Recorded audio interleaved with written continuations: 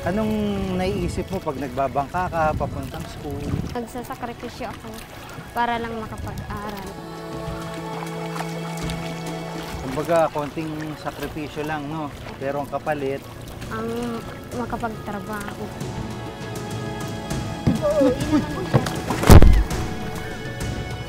Sir, dito sir! 1:45. Yan ang dapat na bilang ng estudyante sa bawat isang silid-aralan. Pero dito sa Pilipinas, ilang ulit na naming iniulat na tila malayo pa ito sa katotohanan. Mas masaklap, ang ibang lugar sa bansa gaya ng paaralan sa isla ng Libukan, Tarangnan, Samar, nagtitiis pa rin ang mga estudyante sa mga tolda para lamang makapag-aral.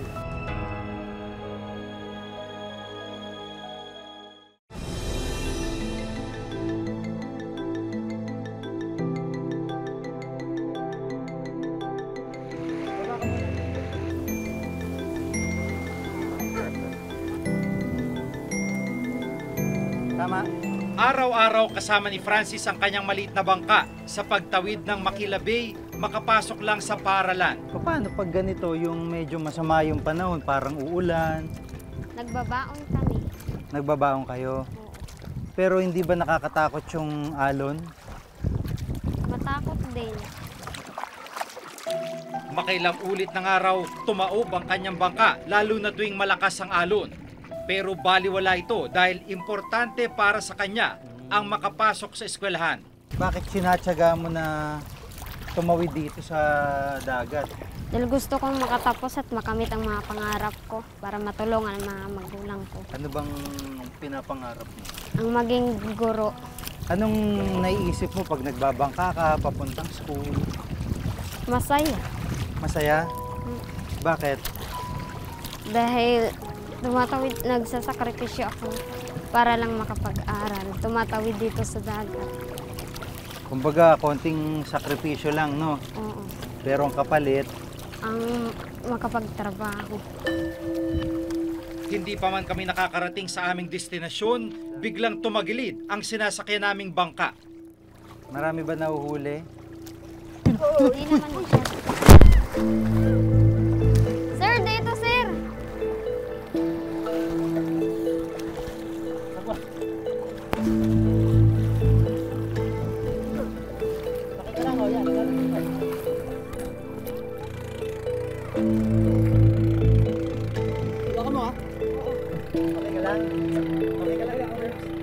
Ang nangyari sa amin habang nasa laot, hindi na raw bago kay Francis.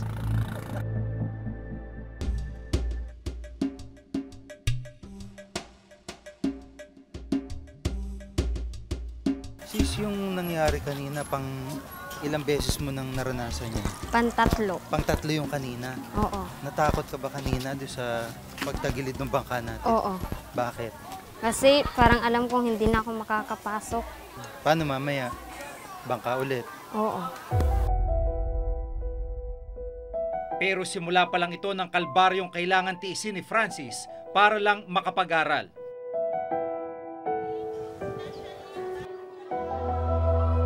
Dahil pagdating sa pinapasukang paaralan sa Weste National High School, hindi sa isang silid-aralan, kundi sa isang tolda ginagawa ang kanilang klase. Walang mga upuan, wala ring mga mesa.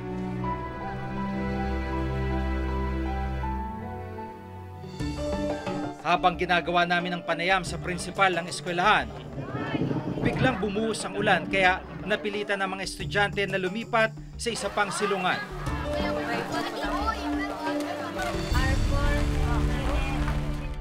Sabi ng Department of Education o DepEd, nakapagpatayo na raw na mahigit 140,000 silid-aralan sa mga pampublikong paaralan sa elementarya at sekundarya sa buong bansa mula taong 2010 hanggang 2015. Pero sa kalagayan ng ilang mga paaralan, gaya na lamang dito sa Weste National High School, dito sa Libukan Island, Western Samar, ay kitang-kita ang kakulangan sa silid-aralan. 4 lang ang classroom dito sa Weste High School para sa halos 400 estudyante mula grade 7 hanggang grade 12. Kaya walang magawa ang mga guro at estudyante kundi magklase sa mga tent. Kung pagbabasihan ng standard ratio na 1:45 na bilang ng estudyante kada classroom, dapat ay may 9 na silid dito sa Weste. So, ang kakulangan ng mga room tapos mga textbook. Sa isang libro, nag-share lang yung tatlong estudyante o 5 pa. Napansin namin yung classroom niyo, ma'am, sobrang sikip. Yung iba Oo. nakatayo na. Buti nga ma'am, meron akong klase dati kasi ma'am, doon ako nagtuturo sa flagpole na yon. Minsan dito sa may mangga, tapos minsan doon sa kabeso yung na buwal na mangga. Nakita nyo naman ma'am. Oh.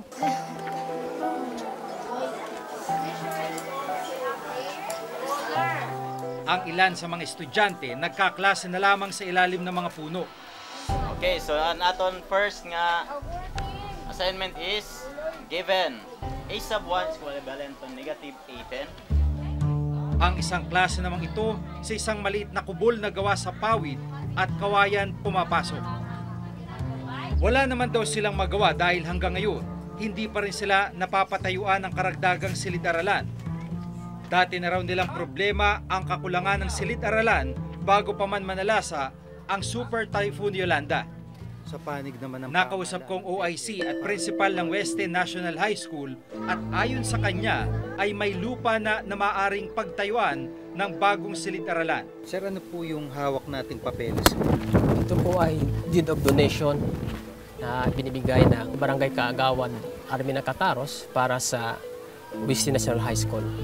Bakit po niyo naisipang magbigay ng karagdagang lupa? Para lang na ito.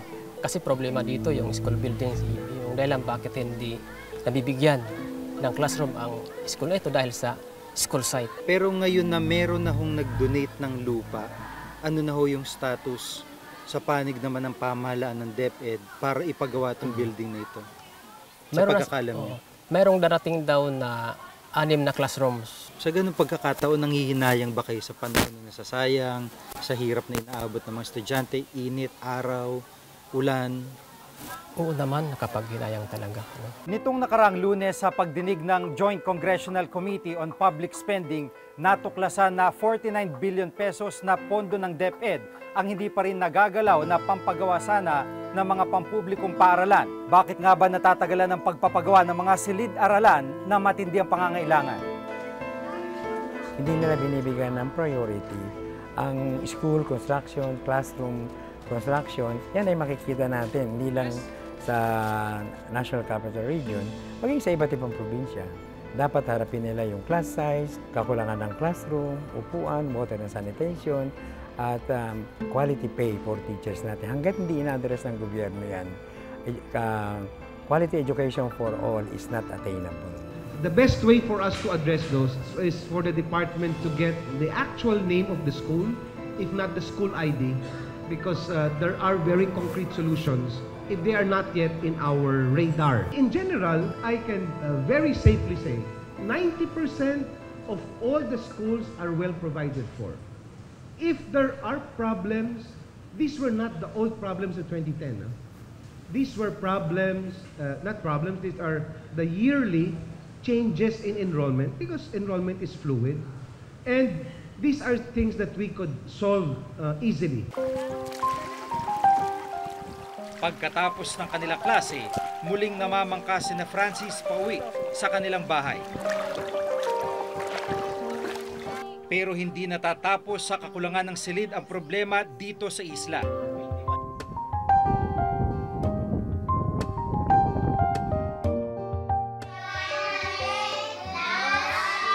Dito sa Libukan Guti Elementary School sa isla pa rin ng Libukan, dadalawa lamang ang guro.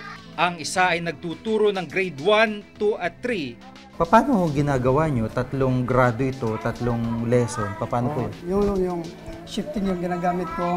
At bibigyan ko muna ang grade 1 ng sheet work. Patapos ng sheet work, pupunta ko sa grade 2. Pabalik-balik kayo? Pabalik lang.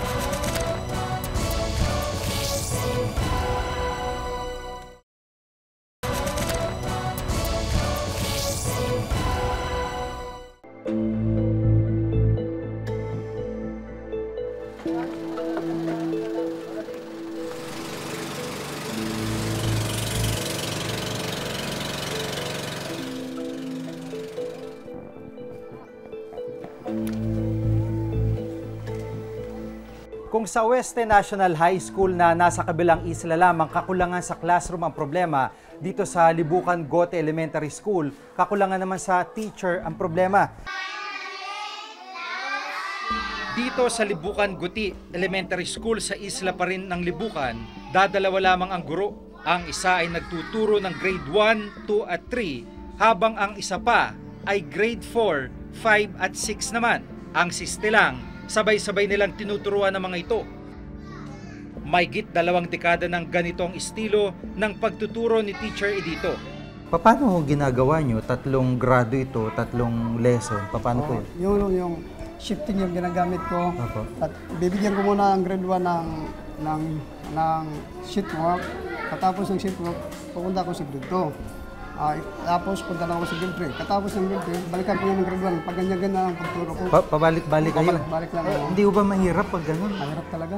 Itong ginagawa nyo, tanggap po ito ng DepEd o kayo na lang yung dumiskarte para gawan po ito ng paraan? Tanggap po ng DepEd. Tanggap po ng DepEd. Alam ho nila ito? Alam nila. Opo. Na ang sitwasyon namin dito.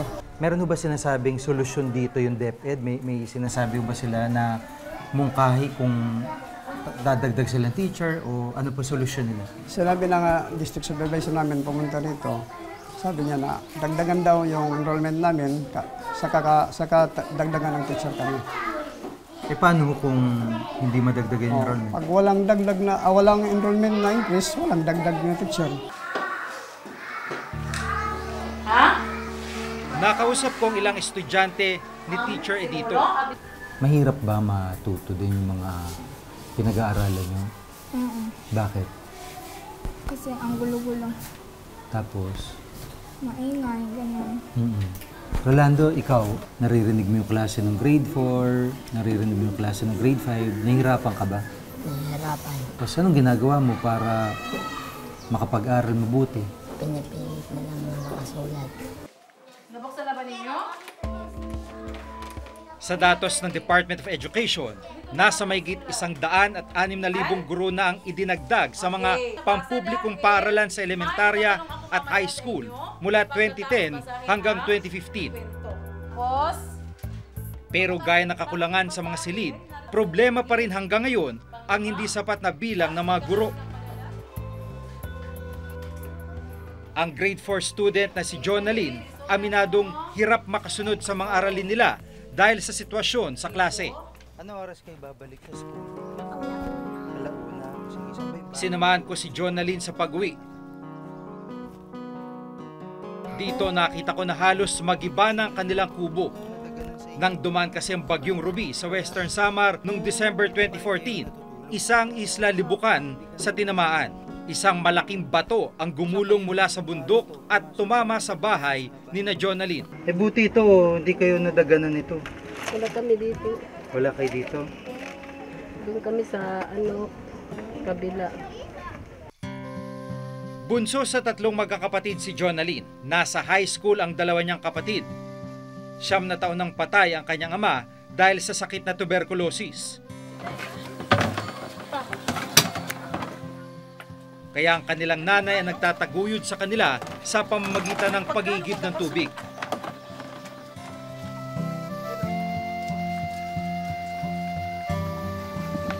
Pero pinagkukunan niya ng malinis na tubig nasa kabilang bahagi pa ng isla.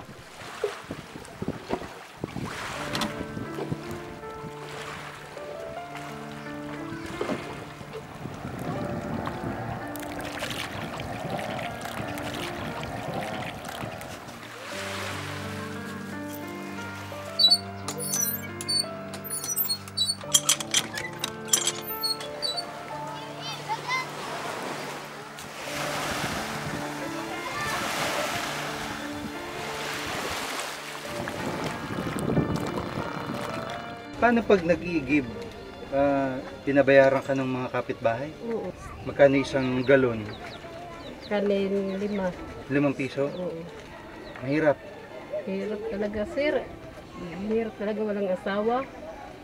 Yung 50 pesos, gaano katagal yung gagastusin yun? Ngayon lang ni sir, karon laban sa nga adlaw. Ngayong adlaw lang? Paano ang pag-aaral ni Jonalyn? Mankamot na lang, sir.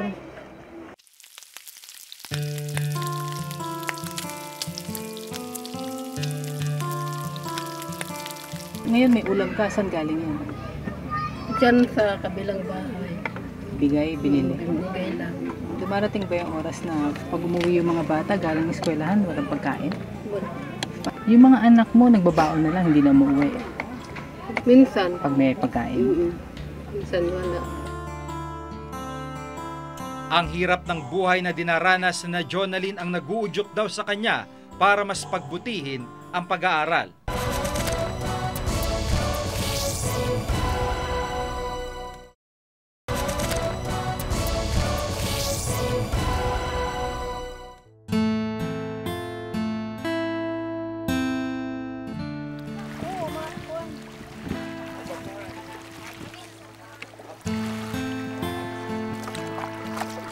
Sa kabila ng kanilang sitwasyon, pursigido ang mga kabataan dito sa Isla ng Libukan na mag-aral. Edukasyon kasi ang pinaniniwalaan nilang makakapag-ahon sa kanila sa kahirapan. Ang malungkot, may interes mang mag-aral, papaano sila lubusang matututo kung walang maayos na silid-aralan at hindi sapat ang guro na gagabay sa kanila. Hanggang sa susunod na Webes, ako si Jigo Manikat. Ako po, si Maki Pulido, Reporter's Notebook.